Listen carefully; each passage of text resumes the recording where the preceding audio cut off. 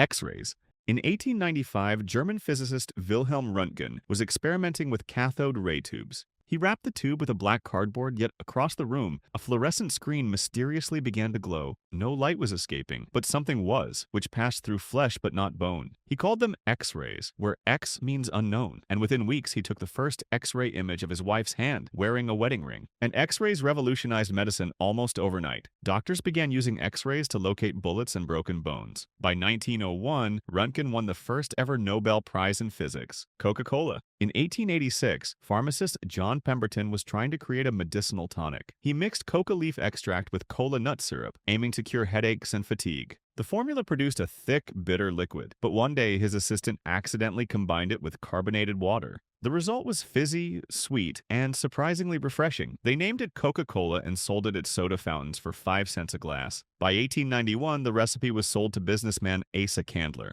Within a decade, Coca-Cola was distributed across the United States. By the 1920s, it expanded internationally. Today, Coca-Cola is sold in over 200 countries and consumed over 1.9 billion times a day. Post-it notes. In the 1970s, a scientist at 3M Company named Spencer Silver was trying to invent a super strong glue. Instead, he created the opposite, a weak adhesive that stuck but peeled off cleanly. It was considered useless, until years later a colleague named Art Fry had a problem. His bookmarks kept falling out of his church hymnal. He remembered Silver's failed glue. What if he coated paper with it? And it worked. He could stick notes, remove them, and stick them again, without damage. That worthless glue became a billion-dollar idea. Microwave oven.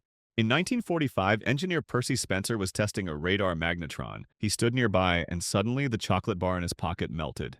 Curious, he placed popcorn kernels near the machine, and they popped. Next, he tried an egg. It exploded. And there he realized microwaves weren't just for radar, that they could cook. He built a metal box, fed the waves inside, and the microwave oven was born. The first models were bulky, 6 feet tall, 750 pounds. But the science worked. By the 1970s, microwaves were in homes around the world. Teflon. In 1938, chemist Roy Plunkett was trying to make a new refrigerant. He stored a gas in metal cylinders, planning to use it the next day. But when he opened one, nothing came out and there was no gas. Then he sliced open the cylinder and found inside a waxy white solid. It was slick, chemically resistant, and didn't react with anything. At first, it was used in military gear and atomic bombs. Then in the 1950s, it found its way into kitchens, on frying pans. Today, it's in cables, spacecraft, even in your dental floss. Pacemaker. In 1956, engineer Wilson Greatbatch was building a device to record heartbeats, but he grabbed the wrong resistor by accident. And when he connected it, the circuit didn't record. It pulsed, a steady rhythmic signal, and just like a heartbeat. He realized this wasn't a recorder anymore, it was a pacemaker. And at that time, pacemakers were the size of TVs and had to be plugged into the wall. Greatbatch's version was tiny and could be implanted inside the body. He spent years refining it, even testing it on dogs in his barn. In 1960, it was used in human for the first time. Velcro. In 1941, Swiss engineer Georges de Mestral went hiking with his dog.